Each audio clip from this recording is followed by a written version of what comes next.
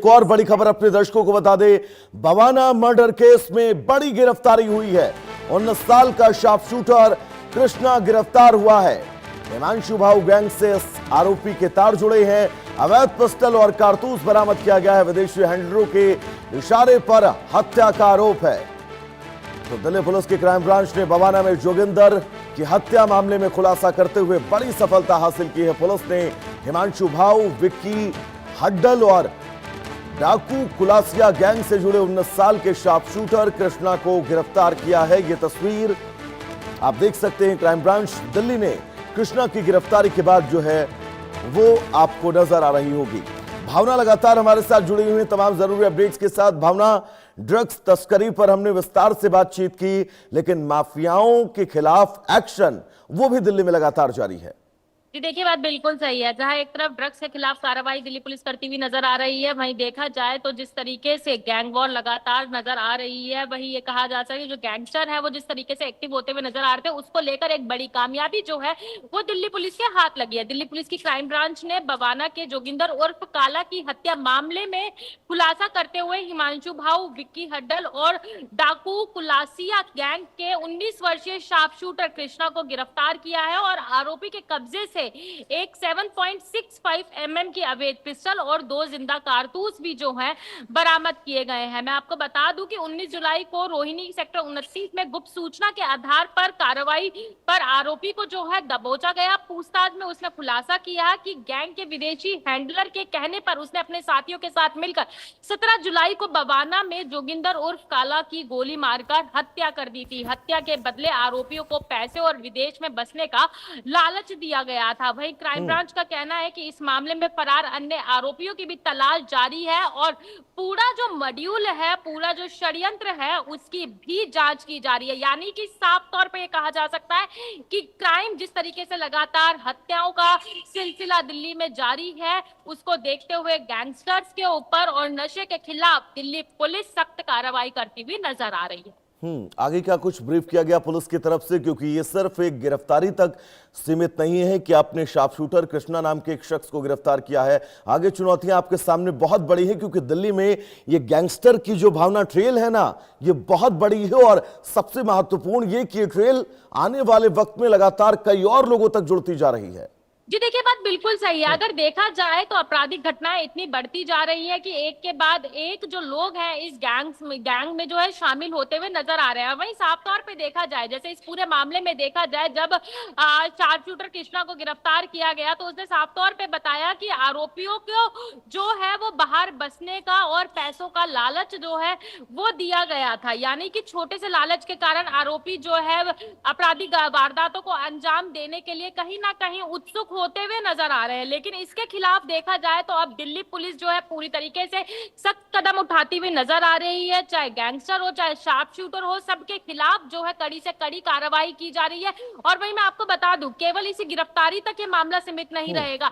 आगे भी पुलिस बता रही है कि इस पूरे मामले में जो अन्य फरार आरोपी है उनकी भी तलाश की जा रही है, ताकि पूरे मॉड्यूल का भांडाफोड़ हो सके और सभी आरोपियों को जल्द से जल्द गिरफ्तार किया जा सके। भावना, बिल्कुल हमारे दर्शकों को समझना भी होगा कि दिल्ली में आज की तारीख में भी ऐसे कई गैंग एक्टिव हैं जिनके आका विदेश में बैठे हैं, वो ऑपरेट करते हैं यहां पर, वो रंगदारी, वसूली, हत्या कुछ भी करने से पीछे नहीं चूकते हैं।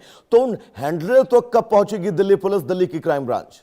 जी देखिए, अगर देखा जाए तो ये कहा जा सकता है जो दिल्ली में एक्टिव शार्प शूटर्स नजर आ रहे हैं उनके खिलाफ जो है एक बड़ा जाल बिछाते हुए अगर गुप्त सूचना के आधार पर जो है कार्रवाई करती हुई दिल्ली पुलिस नजर आ रही है और उम्मीद लगाई जा रही है जिस तरीके से इन आरोपियों को पकड़ा जा रहा है और एक के बाद एक गिरफ्तारी हो रही है, तो जल्द ही विदेश में बैठे आरोपियों तक भी, गैंगस्टर तक भी जो पुलिस जो है वो जल्दी पहुंचेगी। ये बात जरूर सही है कि चूंकि विदेश में बैठे हुए जो गैंगस्टर्स है, जो हैंडलर्स है, कहीं ना कहीं उन तक पहुंचना दिल्ली पुलिस के लिए चुनौती हो सकती है। लेकिन जिस तरीके से एक्टिव मोड पर दिल्ली पुलिस अपराधियों के खिलाफ कार्रवाई करती हुई नजर आ रही है, तो इसको देखते हुए कोई शंका नहीं रहती कि दिल्ली पुलिस उनको गिरफ्तार करने में ज्यादा देरी लगाएगी। क्योंकि लॉरेंस गैंग, बवाना गैंग, तमाम ऐसे गैंग हैं, बहुत लंबी फहरिस्त है। भावना, अगर मैं नाम लेना शुरू करूंगा तो शायद दिल्ली में एक्टिव गैंगों को लेकर शाम हो जाएगी नाम लेते लेते।